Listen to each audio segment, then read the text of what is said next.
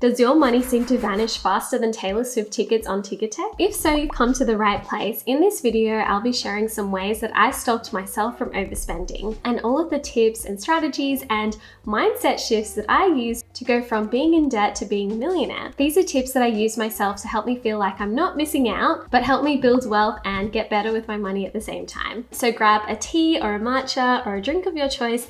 I'm drinking hibiscus flower tea and let's get into it. So the first tip is to give yourself tiny treats. I know this sounds counterintuitive, but I wanted to start with something fun. I feel like a lot of us fail with money because we think that we have to cut out everything fun from our budget. But something I've realized over the years is it's really important to keep some really fun spending in your budget because it keeps you motivated and you're able to do it in a sustainable way. So I came up with this idea of giving myself tiny treats actually back when I was saving for my first home. My partner and I were aggressively saving to reach a $100,000 deposit. I remember something that we did to save money was we would take $80 a week to the grocery store in cash, and this really forced ourselves to stick to a budget and make sure that we didn't overspend because we only had $80 cash to pay for our groceries. And these strategies really did help us save our money and get to our home deposit faster. But something I felt like we were missing along the journey was we really cut out every non-essential purchase and we didn't allow ourselves to spend on the small things. But something we realized during that journey is it's important to incorporate little mini treats into your savings milestones. Instead of going out to eat with my partner, something that we would do is we would go out and we would get coffees, or we would get a bubble tea, or we would get a gelato. So instead of spending $50 or $70 on a meal out, instead you're only spending $10, and it still kind of scratches that itch of like being able to eat out, but you don't have to spend $50 or $70 to kind of scratch that itch. So that's something that we incorporated while we were saving for our first home, and it just made the whole process a lot more fun. So the point is, you don't have to stop completely spending on non-essential items. You just need to swap an expensive habit with something cheaper. The next strategy that really helped me stop overspending is the 48-hour rule. Whenever I want to buy something that isn't essential, I add it to my shopping list and I wait at least 48 hours to buy it. And then if I still want to buy that thing after 2 days, then I'll consider it. But honestly, the beauty of this rule is half the time I've completely forgotten about the thing that I wanted anyway. This has really helped me cut down on buying things that I don't even use. So the next tip is to challenge yourself by doing a no spend or a low spend month. So perhaps you can go through your expenses and maybe pick out a few different categories that you don't want to spend any money on that month, or even that you just want to spend a little bit of money on that month. You can adjust the challenge to suit your needs and something that you feel like will be sustainable for you, but this can really help build up your confidence and really challenge yourself to not spend on non-essentials for a month. This is something that I personally did when I was saving for my first home, and I think that it's really important to kind of limit it to 1 month so you don't feel like you're depriving yourself too much, and it just kind of builds up that momentum and helps you build up that confidence. This is a really cool hack that can help you unsubscribe from all of those marketing emails in your Gmail. So you basically go to your Gmail and then you click more, and then you click manage subscriptions here. And here you can unsubscribe from all of these marketing emails in the one place, which is so cool, hey? So the next tip is about using the cost per wear method. And this has honestly changed the game when it has come to my shopping habits, spending money on clothes, and also just getting so much more enjoyment out of the clothes that I've bought. So sometimes it can actually be cheaper to spend a bit more money up front on a really good quality item of clothing that you just love and wear again and again, compared to a really cheap item of clothing that you buy once and you never wear again. So let's say, for example, you buy a jacket that you really love for $180, but you wear it 90 times, then it will only cost you $2 per wear. Whereas buying a $60 jacket that you don't really love and you only wear it twice, that will cost you 30 times per wear. So the cheaper jacket actually ends up being 15 times more expensive than the more expensive jacket. And I know what you're probably thinking. Queenie, are you just gaslighting me into spending more money? And no, I am definitely not. And I do think that also sometimes some more expensive items aren't really worth the price, and it doesn't always mean that cheaper items are never worth the price anyway. What I'm trying to say in this point is it's important to just look beyond the price tag and the price that you're going to buy something for, and really think about the long-term cost per use of an item. If something is more expensive, but you know you'll get more use out of it compared to something cheaper that you don't really like as much or you won't really wear as often, or isn't better quality, then sometimes it makes more sense going with the more expensive option. Think of it like buying concert tickets. One ticket to a Beyonce concert is worth so much more than 5 random tickets to concerts of artists that you don't really like that much. In my opinion, quality beats quantity every single time. This next tip is honestly a real game changer and a huge mindset shift. And that's shifting your mindset from what can I buy to what can I produce. Instead of spending 100% of your time scrolling through, having a look at things that you can buy, why not flip that mindset into what can I create or what can I produce? So instead of scrolling through Marketplace, maybe you could start looking around your home and looking for things that you can list on Facebook Marketplace. There's actually a crazy stat that the average household has around $7,000 of unused items just lying around. So if you're looking to stop overspending or to get some more money into your life, then selling some things on Facebook Marketplace could be the perfect way that you can do that. Start thinking about ways that you can increase your income. This also applies to starting a side hustle or a business or becoming a freelancer. Instead of spending 100% of your time on consuming things, why not think about ways that you can produce things? And that way I feel like it is more sustainable for the future, because you don't feel guilty about spending money because you are also spending some of your time to producing money as well. This next tip has been probably the most important thing that I've ever done with my finances, and that's actually tracking my expenses to see where my money is going. It can be so easy these days to just tap your phone or tap a card and then just completely forget about how you're spending your money. And I feel like if you want to make really big progress in your finances, you really need to start tracking and see where your money is going. I personally used to use a spreadsheet, but I found them quite tedious and there was a lot of manual work involved, and that's one of the reasons why I started this budgeting tool called Billroo. This is what it looks like. You can put in your budget here and you can set up a budget for different categories, import your transactions. You can import them through open banking, so it can connect to your bank account, but it can never touch your money, by the way. Open banking is a government-backed initiative and it allows apps like Billroo to be able to see your transaction data, but you don't need to put in any of your bank IDs or your password in order to give Billroo read-only permission to your transactions, so that's the good thing. But if you still feel a bit uncomfortable about it, you can also upload a CSV into Billroo, and this is what I personally do each month when I import my credit card transactions into Billroo. Credit cards like Amex unfortunately aren't part of open banking yet, so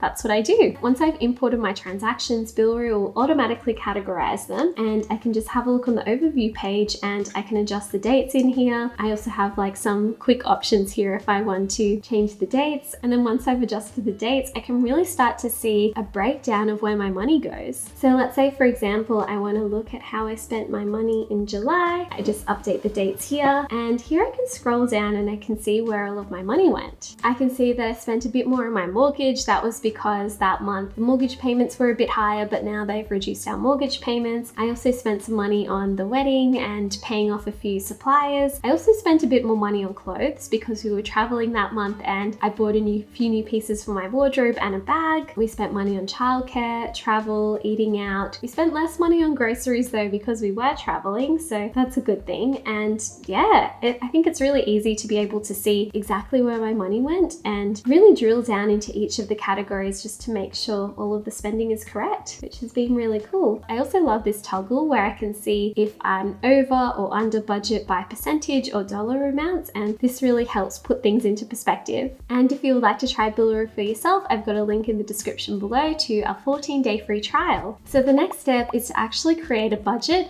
based on how you've been spending your money over the past few months and perhaps some areas that you'd like to improve. One amazing thing that I really love about Billroo is we have this AI assistant, and you can ask it things like, what are my average expenses for each category over the past 6 months?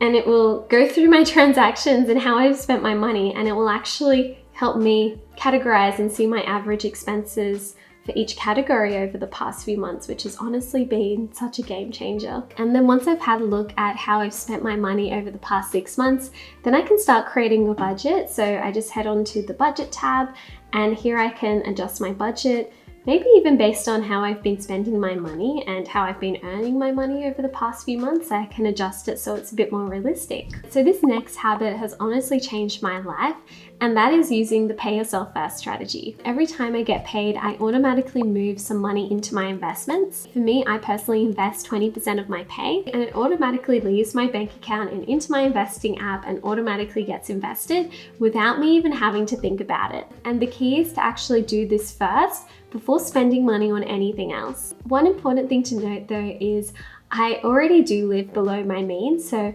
I already know how much I roughly spend each month. So that 20% of my pay, I don't really need to live, so I won't need to sell any of my investments to actually use to pay for my things, because I already know that I spend less than that anyway. So if this is your first time looking into paying yourself first, perhaps you could even start smaller, maybe with 5% or 10%, and then build it up from there. It's also important to have a solid emergency fund in place. An emergency fund is 3 to 6 months of living expenses saved in cash, just in case something happens, so you don't have to withdraw your investments at a bad time. The important thing is to start creating that habit of setting aside money to invest. And the good thing is, once it's invested, I never really touch that money. It's kind of like money that I've forgotten about and money that is working for me in the background. And yeah, I've just found that this has honestly been a game changer for me. It's so easy to focus on the things that you haven't achieved and the things that you haven't done, rather than focusing on the progress that you've made. And in this next tip, I think it's really important to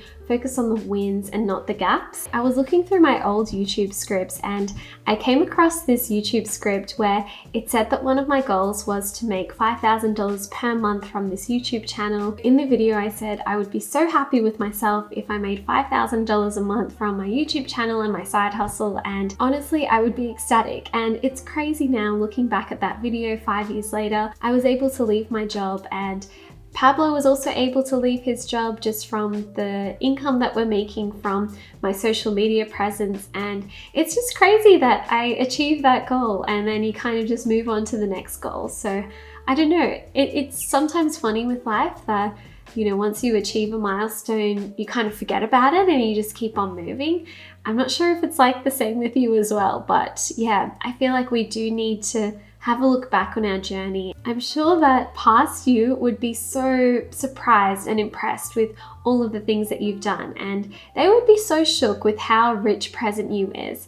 And I feel like that's something that's easy to forget when you are trying to improve your finances and go on your financial independence journey, that yeah, we've already made so much progress, so it's important to celebrate along the way. So it's important to do the same with money. Instead of beating yourself up for saving your first $200 because you're upset that it's not $10,000 yet, why not celebrate it? Because that is such an amazing achievement. And if you want some ways to help you build that momentum without feeling guilty and without the overwhelm and burnout, I've actually written this book called The Fun Finance Formula. It's all about how you can reframe your relationship with money and focus on joy and happiness rather than guilt and shame. So yeah, you can check it out down in the description below. To help motivate you on your journey to stopping overspending, it's really important to have a why. I actually have this little workbook that you can check out in the description below, and it can help you create this visualization vision of your future and really help you motivate yourself to stick to some of those goals that you have. It's a Google Docs, and you just basically make a copy of it and then fill out all of these documents. Basically, you answer the questions like, if success were guaranteed, what will you achieve? What have you accomplished over the last decade? It's kind of like getting you to imagine your future self and put in some of the goals. And it's broken down into all of the different life areas like spirituality, health, physical, relationships, career, finances, and personal education. I think it's really important to actually go through each of these things and realize that just money and finances, it's just one part of your life. It's not the whole picture. It's really important to try and focus on each area of your life because they're all really important to help you live a happy and fulfilling life. You can check out the workbook down in the description below. It's completely free to use. and yeah, make a copy of it to help you create this visualization. Basically, once you have completed this document, you just basically copy and paste it into ChatGPT with the following prompt. Act as an experienced life coach who specializes in guided visualization exercises. Your task is to craft a visualization statement based on the following life note. The statement should be clear, vivid, and inspiring. Consider different life areas and a projection exercise focused on imagining oneself at the end of life. Incorporate details about desired possessions, goals, and the envisioned future for the next 10 years. And you put in your notes in there, and ChatGPT will create this very inspiring visualization exercise for you. Yeah, I feel like it's so important to have something like this to help motivate you to keep going. The next ChatGPT prompt helps you break it down into actionable goals, and then the final one actually helps you create daily habits basically that can help you move you towards that vision of your future. So that's really important. I hope you liked this video. Thank you so much for watching this video all the way through. Because you made it to the end of the video, your secret word is joy. So write me a comment below with the word joy in it so I know you watched this video all the way through. Thank you so much. See you in the next one. Bye.